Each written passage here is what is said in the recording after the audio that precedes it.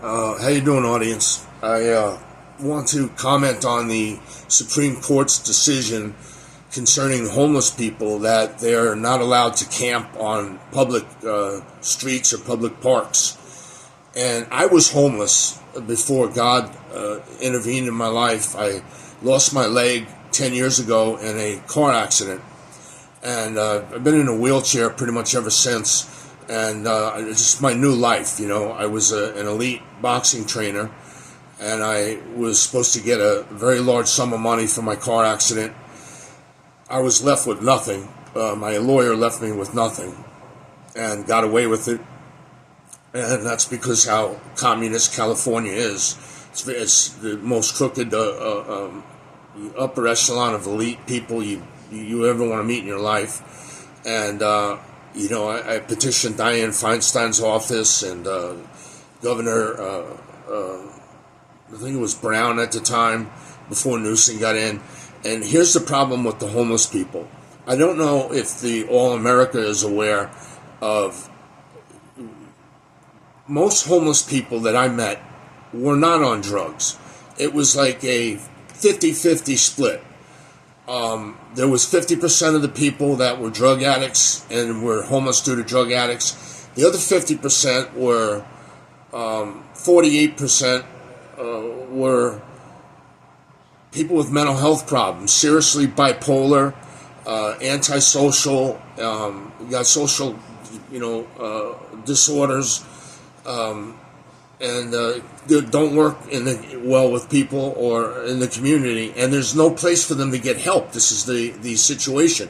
California has a place called Skid Row, and there's approximately 20,000 to 30,000 people that are in this 11 by 11 block radius with tents compressed, and they've been living like this for the past 15, 17 years. And, they're mostly in the tents are drug addicts. Most of the time, there's only 3 shelters down there, and they're all within a couple blocks of each other, and they run out of room. They don't have beds for all the homeless people. So I don't know what they're going to do now. Is it turning into a police state because you're letting in 20 to 25 million illegal immigrants who have no housing either? And the housing is not even affordable for the people that are here in the country as citizens, homeless with mental health problems or addiction, or they just ended up homeless because of COVID, lost their job or their business, or down on their luck. There's a small percentage of people that are homeless like that. But there is no mental health help, okay? Hardly any at all. I went into a place that had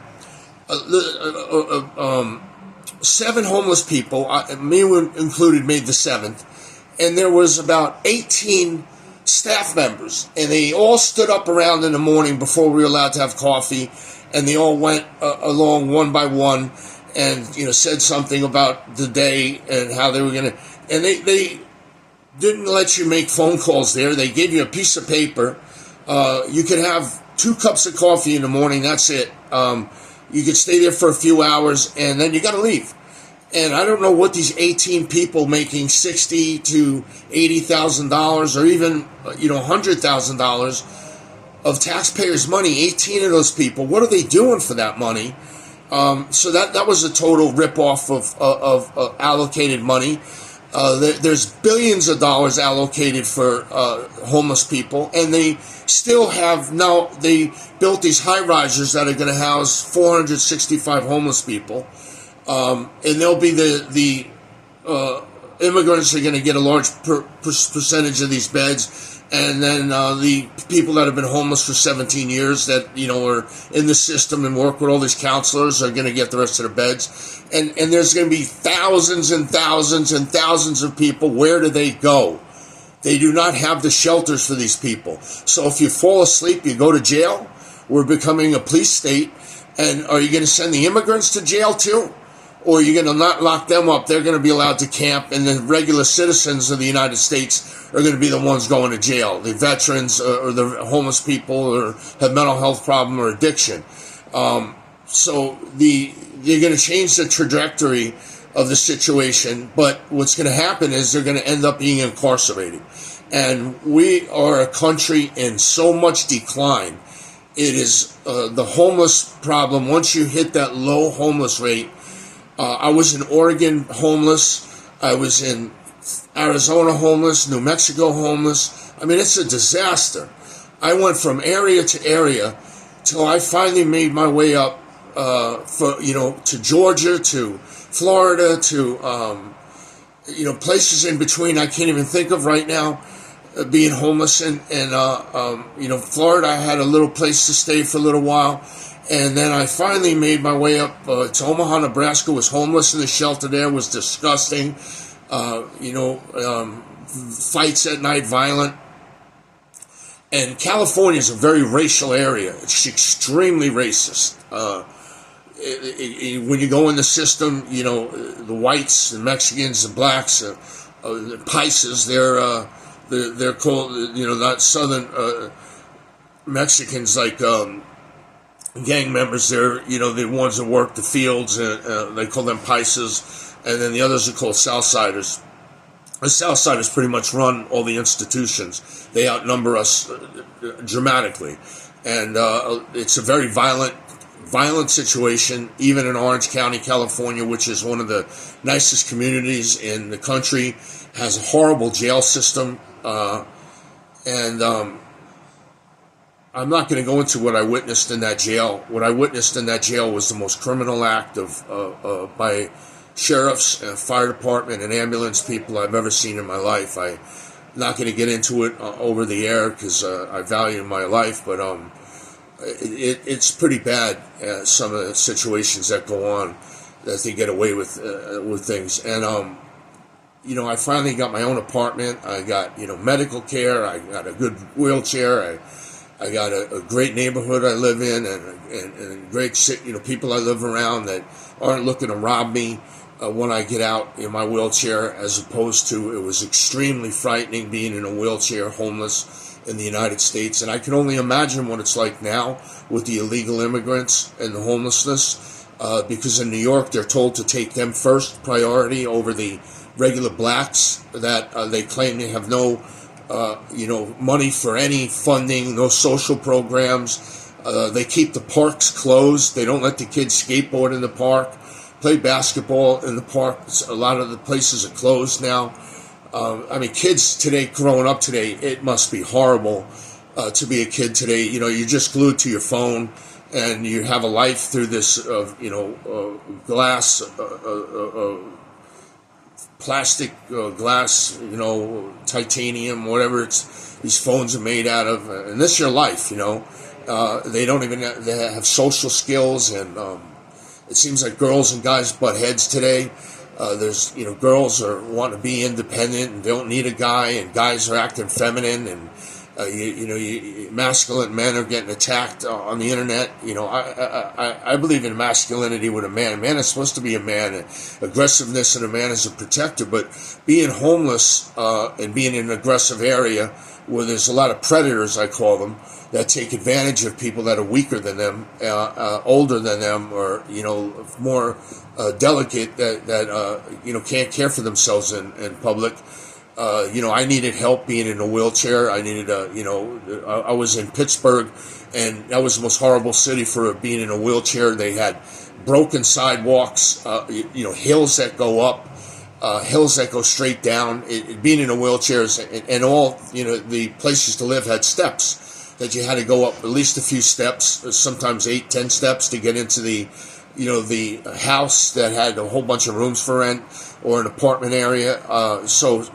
Pittsburgh was a terrible place to be homeless. I was in Denver, Colorado, homeless. I went from place to place because I knew that God had a better place for me. And I said, Lord, I don't know where this place is, but when I get there, I'll know I'm there. And when I got here, I knew I was here. I knew that I was going to put my roots down here. I've been here over 4 years. I've decided to podcast. A lot of my boxing videos do very well, but I have a lot of content that I'd like to get out.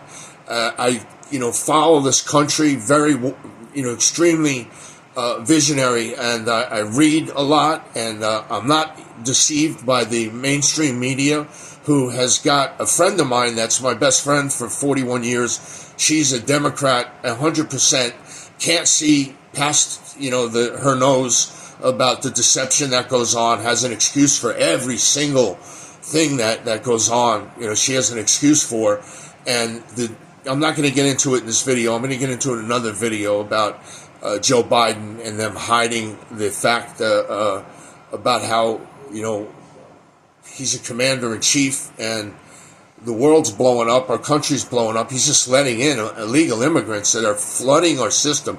They not only being homeless now, you can't get into a hospital because illegal migrants are, blocks long waiting to get into the hospital. They're taking up all the ER.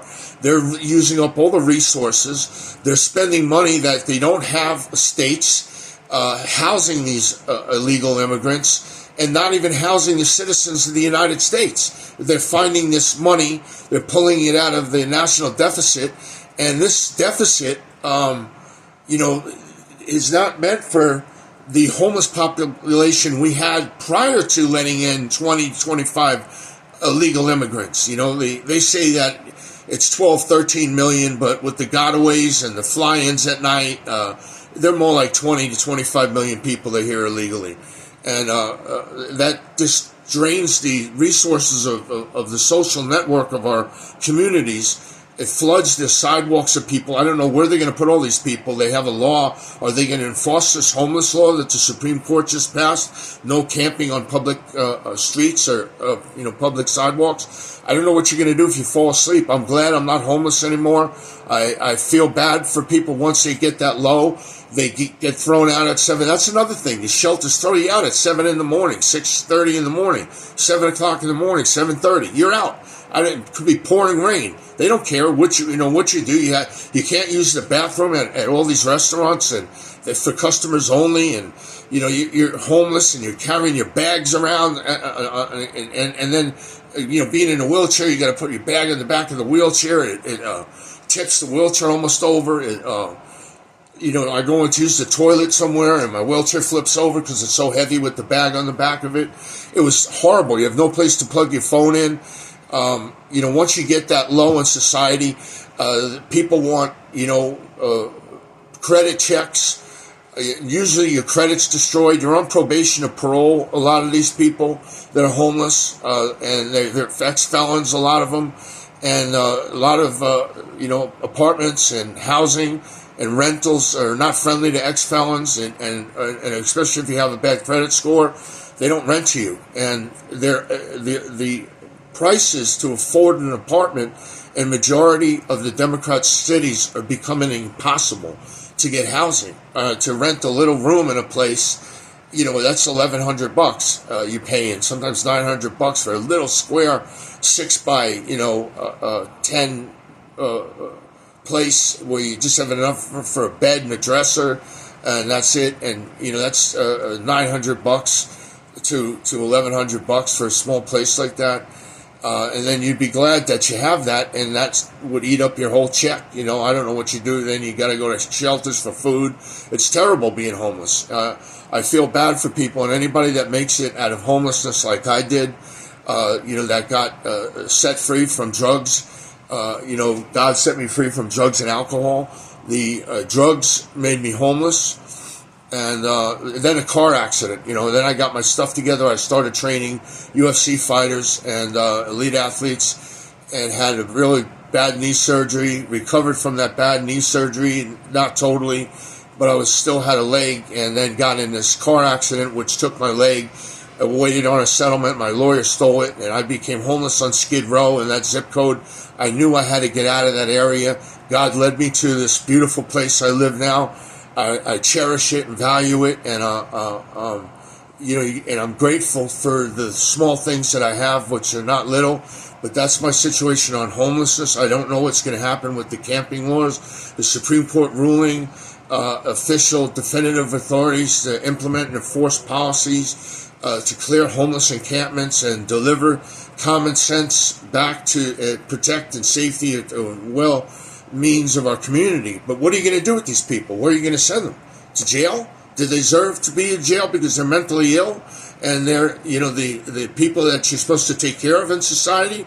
But we're flooding our place with the entire globe. Just come on in. We have no borders. No, don't speak English. The clash of cultures. Who cares? They're not living it. The politicians that are that keeping the open border, and they make the homeless place explode. That was a major problem already. So I don't know. I don't think there are any solutions. I think a lot of people are going to be going to jail, and good luck staying awake because if you fall asleep, good chance you're going to jail for trespassing. God bless you. Like and subscribe if you like the content. Follow me on Twitter, and thank you.